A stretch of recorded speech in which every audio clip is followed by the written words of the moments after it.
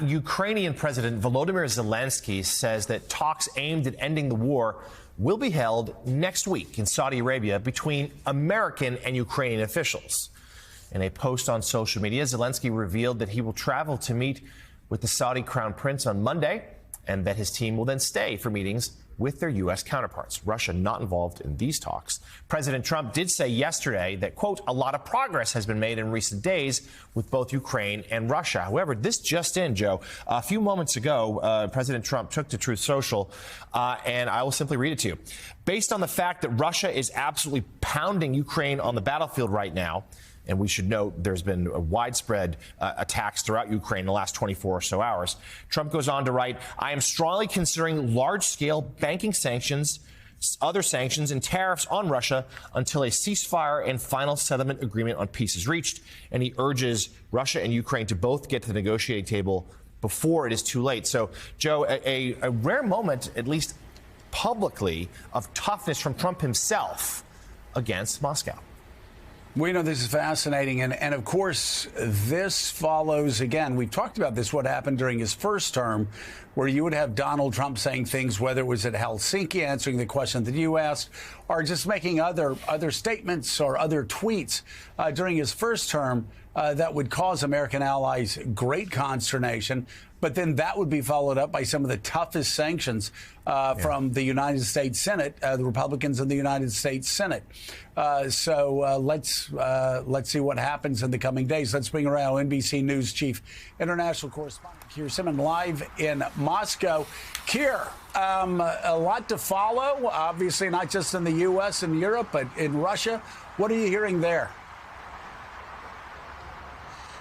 Well, Joe, I think that Truth Social post from President Trump indicates something that he has been signaling, I think, actually, honestly, for some weeks, which is that I think the Trump administration is realizing that negotiating with the Kremlin is going to be a challenge. That's certainly the message that we have received here in Moscow.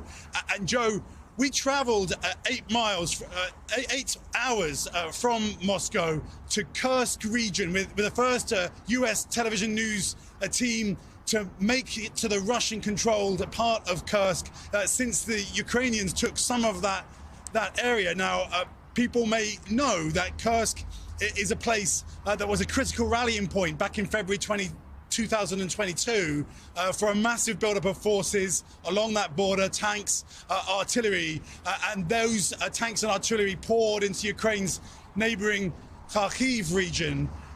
We got there, and one of the first things that happened was a air raid siren, an air raid warning. I want you to watch and take a listen. Follow to the shore.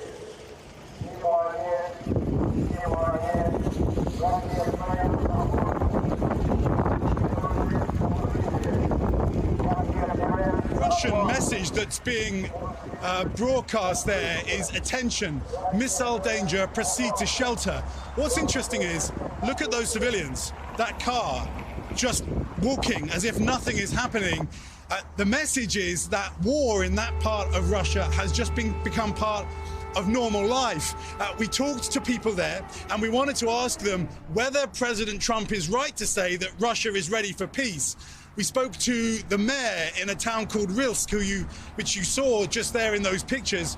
He said, okay, yeah, we want peace, but we must also liberate our territory, he said. Another 39-year-old construction worker we spoke to said, everything rests on Zelensky, not on Putin. He wasn't prepared to accept in any way that Putin was responsible for the invasion of Ukraine. Now, of course, there is draconian legislation here in Russia that means up to 15 years jail for people criticizing the Russian army. But what I think all of that tells you, and we reported out plenty more on this, is actually how challenging it is going to be to get to a ceasefire because of places like Kursk. And we had the opportunity to interview the spokeswoman for the Russian Foreign Ministry.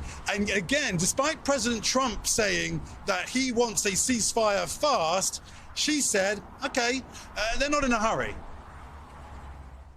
So actually. how quickly should we expect there to be a Are you summit? good in math? It depends on the speed. How quickly? Okay, but how quickly should we expect there to be a summit, if there is one, between President Trump and President Putin? How soon do you think that might happen? It depends on the both sides and the speed of the both sides. Is Russia in a hurry? We are not in a hurry, but we are ready. Jonathan, my understanding from talking to experts here in Russia who know the Kremlin well is that President Putin and the Kremlin are saying to the Trump administration, okay, yeah, we want a meeting, but first we want to know what you're going to bring to the table, what you're potentially going to agree to. Jonathan?